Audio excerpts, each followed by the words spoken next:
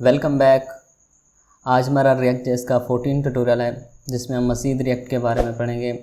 आपको पता है कि लास्ट ट्यूटोरियल के अंदर हमने रिएक्ट कंडीशनल हैंडलिंग के बारे में पढ़ा था। हमने देखा था कि रिएक्ट कंडीशनल हैंडलिंग क्या होते हैं, किस तरह वर्क करते हैं। फिर हमने उसमें एक एग्जांपल्स बना के देखी थी, तो उसको अच्छी तरह से देखा था। तो आज के इस लेक्चर में भी मज़ीद हम रिएक्ट कंडीशनल हैंडलिंग को देखेंगे और उसमें मज़ीद एक एग्जांपल्स उसको करेंगे। तो आज के इस एग्जांपल में हम करेंगे जो कंडीशनल हैंडलिंग है उसको रिएक्ट के कंपोनेंट्स के साथ। तो चलते हैं हम अपने कोड एडिटर पर और उसको करते हैं स्टार्ट। तो हम आ गए अपने कोड एडिटर के ऊपर। तो सबसे पहले हम यहाँ पर एक कंपोनेंट क्रिएट करते हैं जिसका नेम रख देते हैं हम home.js। ठीक है, तो इसी तरह हमने यहाँ पर 3 और कंपोनेंट बना लेना है। फॉर एग्ज़ाम्पल एक और कंपोनेंट बनाएंगे profile1.js और इसके बाद एक और कंपोनेंट बना देंगे profile2.js। ठीक है, तो इसी तरह हम तीसरा कंपोनेंट बनाएंगे प्रोफाइल का profile3.js। तो हमने यहाँ पर 3 प्रोफाइल के कंपोनेंट्स बनाए हैं और एक कंपोनेंट होम के नाम से बनाया है। तो इसको करते हैं स्टार्ट। तो सबसे पहले हम क्या करते हैं, एक फ़ंक्शन लिख लेते हैं जो अपने कंपोनेंट के अंदर होम वाले में फ़ंक्शन। ये बिल्कुल उसी तरह होता है जिस तरह हम पिछली सारी वीडियोस में देख लेंगे कंपोनेंट्स में किस तरह हम फ़ंक्शन लिखते हैं। फ़ंक्शन होम यहाँ पर रिटर्न कर देते हैं, रिटर्न में उसी तरह यहाँ पर हम फ़िलहाल h1 डाल के यहाँ पर लिख देते हैं profile1। ठीक हो गया। और जो home.js वाला कंपोनेंट है इसको हम कॉल कर लेते हैं अपनी मेन फाइल के अंदर। इंपोर्ट जो index.js है उसमें हम इंपोर्ट कर देते हैं। ठीक, import home from like home में से। ठीक है, यहाँ पर हमने इसको इंपोर्ट कर लिया और अब इसको हम यूज़ करते हैं यहाँ पर। ठीक हो गया। अब हम चलते हैं अपनी स्क्रीन के ऊपर तो देखते हैं can not resolve home. Sorry, यहाँ पर हम मिस्टेक कर रहे हैं कुछ, सॉरी यहाँ पर एरर आ रहा है। तो इसको हमने होम लिखना था। तो अब देखते हैं।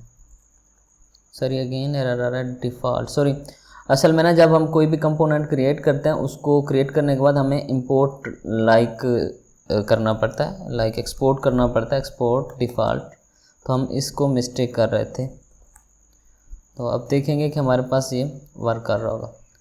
ठीक है, हमने होम कंपोनेंट बनाया, उसमें profile1 में एक टैग h1 टैग लिया, उसमें हमने profile1 लिखा। तो इसी तरह हम अपने नेक्स्ट कंपोनेंट्स में चलते हैं। हम क्या करते हैं, इसे कोड को कॉपी पेस्ट कर लेते हैं ताकि टाइम वो सेव हो जाए। हमने होम वाला कोड कॉपी किया, यहाँ पर लिख देते हैं profile1 और इसी तरह हम इसको एक्सपोर्ट कर देते हैं। तो क्या करते हैं, जो profile1 वाला कंपोनेंट है उसको हम कॉल कर लेते हैं अपने होम वाले कंपोनेंट के अंदर जल्दी से। ठीक है, इंपोर्ट profile1 फ्रॉम लाइक इस तरह। ठीक है, तो इसको h1 की जगह पे यूज़ कर लेते हैं। हमने यहाँ पर मल्टीपल कंपोनेंट्स लिखने हैं, कॉल करने हैं। तो यहाँ पर हम पहले एक रैपर दे देते हैं JSX में। आपको पता है जब मल्टीपल टैग यूज़ करते हैं तो रैपर हमें देना पड़ता है। तो यहाँ पर हमने अपने प्रोफाइल वाले जो profile1 वाला कंपोनेंट है उसको इंपोर्ट किया और यहाँ पर हमने उसको सिंपल यूज़ कर लिया। तो आगे चलते हैं। तो ये देखें, ठीक है, अब ये profile1 जो आ रहा है वो यहाँ से आ रहा है, इस कंपोनेंट से। बिल्कुल इसी तरह हम क्या करते हैं कि अपना जो profile2 है उसमें फ़ंक्शन लिख सेम इसी तरह हम profile1 वाले कोड को कॉपी करते हैं और इसको पेस्ट कर देते हैं हम अपने जो profile2 वाला कोड है उसके अंदर। ठीक है, तो यहाँ पर हम इसको कर देते हैं profile2, बिल्कुल इसी तरह इसको profile2 कर देते हैं और यहाँ पर भी हम लिख देते हैं profile2। ठीक है, इसको थोड़ा स्पेस दे देते हैं। बिल्कुल उसी तरह हमने जिस तरह पहले profile1 कंपोनेंट क्रिएट किया, इसी तरह दूसरा कंपोनेंट भी क्रिएट करके उसमें हमने लाइक फंक्शन क्रिएट किया और इसी तरह हम इस profile2 वाले को इंपोर्ट कर देते हैं होम के अंदर। और इसको इंपोर्ट करने के बाद हमने यूज़ करना है profile2 और इसको इस तरह यूज़ कर लेते हैं। तो अब देखते हैं कि हमारे पास profile2 भी आ रहा होगा। ठीक है, ये देखें सेम इसी तरह हम जल्दी से जो 3 वाला कंपोनेंट है profile3 वाला उसमें भी बिल्कुल इसी तरह 3 कर देते हैं। ये भी 3 कर देते हैं। ये मैं कोड इसलिए कॉपी पेस्ट कर रहा हूँ और ये मैं गिट पे डाल दूँगा, आप लोग वहाँ से भी देख सकते हैं अगर कुछ देखना हो तो।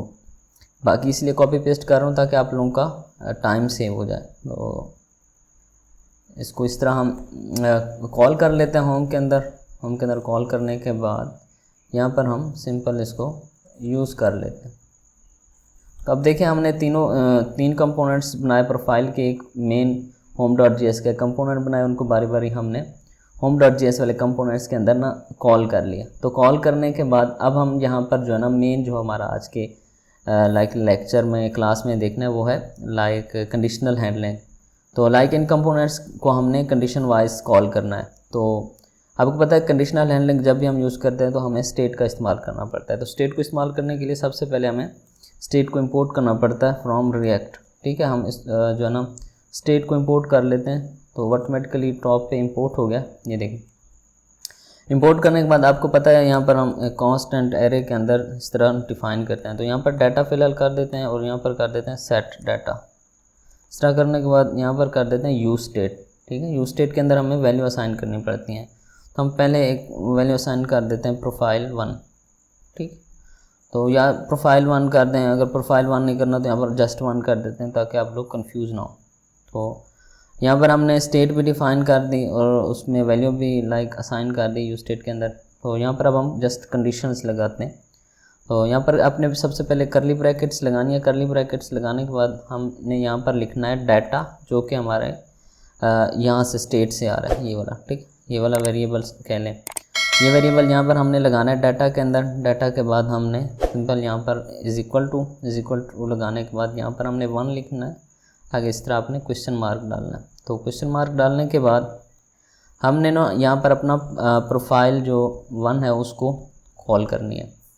इट्स मीन्स कि यहाँ पर मैं थोड़ा सा आपको बता दूँ कि अगर हमारे स्टेट में वैल्यू जो होगी वो 1 होगी तो प्रोफाइल 1 वाला कंपोनेंट कॉल होगा, अगर 2 होगी तो 2 वाला होगा, अगर 3 होगी या कोई भी आप वैल्यू यहाँ पर और असाइन करेंगे तो 3 वाला कंपोनेंट कॉल हो जाएगा। इट्स मीन्स के कंडीशन के ऊपर होगा कि जो भी कंडीशन मैच करेगी उसके लाइक रिलेटिव जो है ना या उसके रिलेटेड कंपोनेंट कॉल हो जाएगा। ठीक है, इस तरह डाटा इज इक्वल टू 1 और इस तरह लिखने के बाद यहाँ पर आपने डबल डॉट लगा देते हैं। डबल डॉट लगाने के बाद यहाँ पर फ़िलहाल हम इस तरह कर देते हैं कि प्रोफाइल जो है ना 2 वाला कंपोनेंट कॉल कर लेते हैं। तो अब चलते हैं स्क्रीन के ऊपर। फ़िलहाल इनको ना कमेंट कर देते हैं, अब इनकी ज़रूरत नहीं है।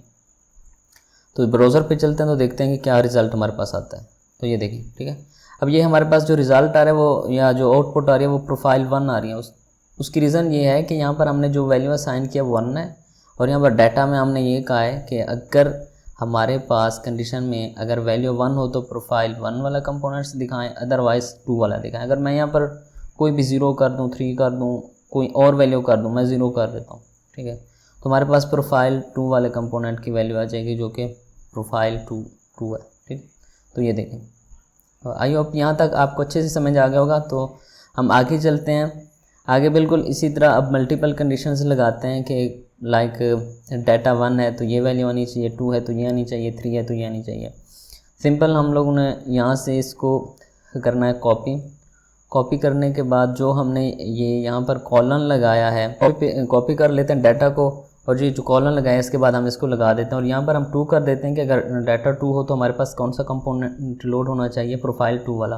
और यहाँ पर एंड के ऊपर कॉलन लगा के यहाँ पर हम डिफ़ॉल्ट के ऊपर जो है ना हम अपना जो कंपोनेंट है 3 वाला उसको लोड कर देते हैं। ठीक, तो यहाँ पर जो है ना आपको मैं दोबारा बताता हूँ, सॉरी यहाँ पर हमने मिस्टेक हो गया। तो कि यहाँ पर अगर डाटा में 1 वैल्यू होगी तो प्रोफाइल 1 कंपोनेंट कॉल होगा, अगर डाटा में वैल्यू 2 असाइन होगी तो लाइक सेकंड प्रोफाइल 2 वाला कंपोनेंट कॉल होगा। बाय डिफ़ॉल्ट के ऊपर 3 वाला कॉल होगा। तो चलते हैं स्क्रीन के ऊपर। तो स्क्रीन पे चलने ब्राउज़र पे चलने से पहले हम यहाँ पर वैल्यू चेंज कर देते हैं। तो यहाँ पर हम सेट कर देते हैं 2। तो ये देखिए हमारे पास जो प्रोफाइल कंपोनेंट है वो 2 कॉल हो रहा है, ये वाला। ठीक है, अगर इसमें मैं कोई ऐसी वैल्यू मैच कर देता हूँ जो इसमें एग्जिस्ट नहीं करती, इसमें भी एग्जिस्ट नहीं करती, फॉर एग्जाम्पल यहाँ पर मैं कर देता हूँ 0, तो ये देखें आपके पास जो ना प्रोफाइल 3 वाला कंपोनेंट लोड हो जाएगा। तो ये आपको नज़र आ रहा है।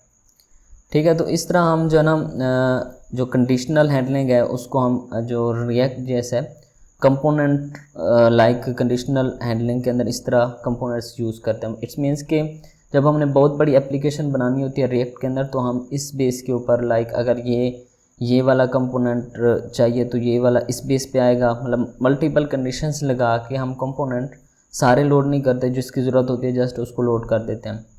तो जल्दी से रिवाइज़ करवा देता हूँ कि सबसे पहले हमने home.js का कंपोनेंट बनाया जिसमें हमने लाइक ये सारे अपने जो कंपोनेंट्स हैं प्रोफाइल 1 2 3 इनको इंपोर्ट किया। इंपोर्ट करने के बाद इनको हमने यहाँ पर यूज़ किया, ठीक है, यूज़ किया। और वो जो हमने प्रोफाइल 1 2 3 है उनमें हमने अपना जो है ना रिटर्न करवा दिया लाइक फंक्शन बना के JSX H1 टैग जो है ना वो क्रिएट करके उसमें लाइक डाटा पुट करके उसको हमने यहाँ पर कॉल किया। कॉल करने के बाद हमने यहाँ पर इसके बाद हमने जो है ना कंडीशनल हैंडलिंग इस्तेमाल की। उसको इस्तेमाल करने के लिए आपको पता है हमें यूज़ स्टेट का इस्तेमाल करना पड़ता है। यूज़ स्टेट का इस्तेमाल जब हम करते हैं तो पहले हम रिएक्ट में से यूज़ स्टेट को इंपोर्ट करते हैं। इंपोर्ट करने के बाद हम उसको यहाँ पर वैल्यू असाइन करते हैं। वैल्यू असाइन करने के बाद हम उसको प्रॉपर फिर जो है ना कंडीशन उसके ऊपर इम्प्लीमेंट करते हैं।